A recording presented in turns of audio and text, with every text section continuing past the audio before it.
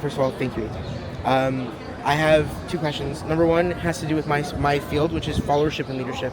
I'm wondering, in your experience and the things you're dealing with, how are you seeing followership connect to the leadership and ideas that you're trying to express?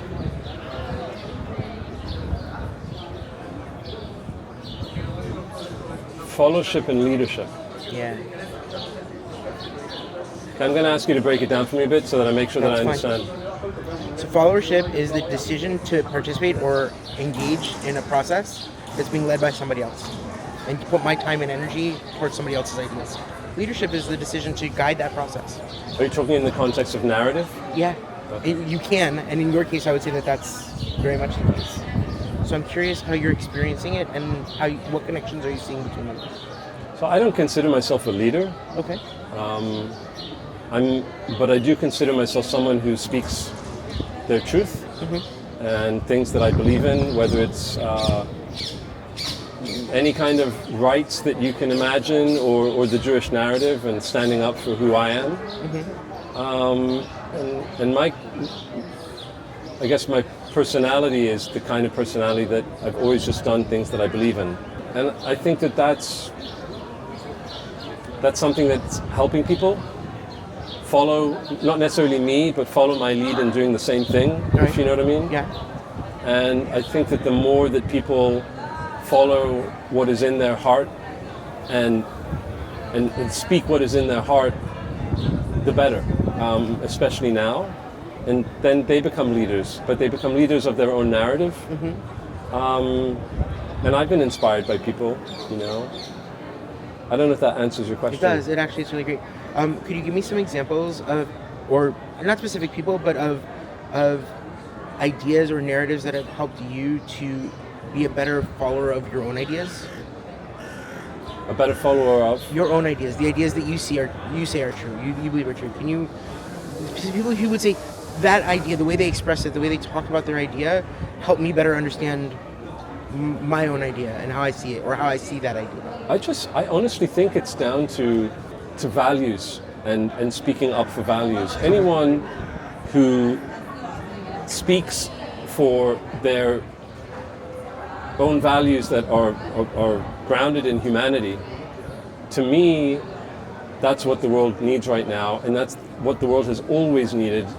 So anyone who speaks humanity, which is tolerance and understanding and listening and giving people a chance to express, but also hearing you express, to me, that's a human value that we should all, those are human values that we should all aspire to.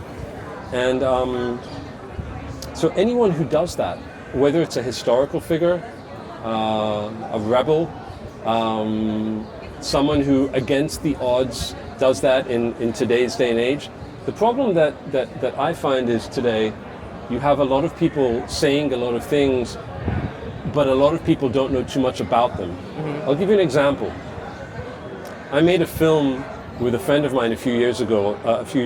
It's called She's That Woman, nothing to do with being Jewish. And it went somewhat viral, and in that film it was basically a love letter to women in the context of my friend, who's a guy, in the context of our respect and admiration for women. And I put a lot of women in there that I really looked up to. And fast forward to where we are today, and I would throw 50% of them out because they haven't spoken up in the context of this conflict and what we're going through. Right. They haven't spoken up against rape, they haven't spoken up for the hostages, but they have spoken up against other things. The reason why I'm bringing that up is because not everyone that you see in the here and now is, even if they're saying the right thing in the here and now, it's not someone who is in it for the long run. Right. And to me, I try and follow people who have integrity and who you can vet and who are the real deal. And I think we need that now more than ever. I'll tell you one other thing about narrative, and maybe this is kind of like an extra. You know, there's no question here, but people keep coming to me and asking me to help figure out what it is that we're meant to say. And I think I have an idea for what it is that we're meant to say in the context of the Jewish narrative. Okay. But what we really need is leadership. Okay. If you think about Steve Jobs, Steve Jobs didn't create the narrative. Steve Jobs had the vision. And then the vision was answered by people who understood his vision, who understood the audience, who understood the problem, who understood the solution, who understood the truth of what Apple was all about, who understood the competition, who understood the different cultures in different countries. They understood all sorts of different verticals. And what we need is not people like me to lead, okay? And I say that with absolute honesty. But what we need visionary leaders where people like me can play an important role. So you would say, and you seem to be suggesting that what you are hoping for is to find the people to whom you can engage strategic followership with. People who will be visionaries, and you can say, I'm all in on this, and I will do that. Yes. 100%. If it aligns with my values, because it aligns with my values and my vision, and that your vision is my vision. Yes. And I'll do that. And my values are right now. I mean, I have a little, natty branding agency. It's my small agency, but my vision is to put food on the table for my family, but to serve the Jewish people right now, not Israel. Israel is a part of the Jewish people. To serve the Jewish people, and in order to serve the Jewish people, we need to think about this long term. We're in crisis mode, we're in emergency mode. This is going to be here for a long time, but we need vision. Just today I sat down here at the conference and someone said to me, come on Eitan, you got it. And I'm just like, we need vision. She goes, but we're the Jewish people.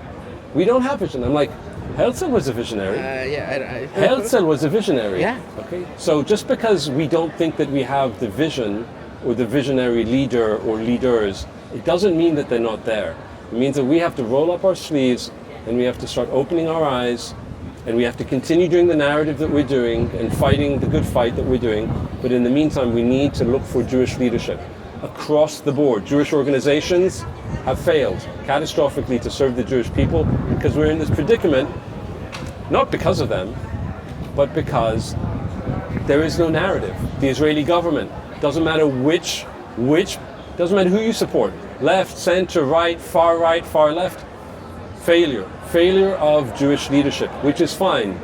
It's fine. I'm not saying this to put people down. No, you're good.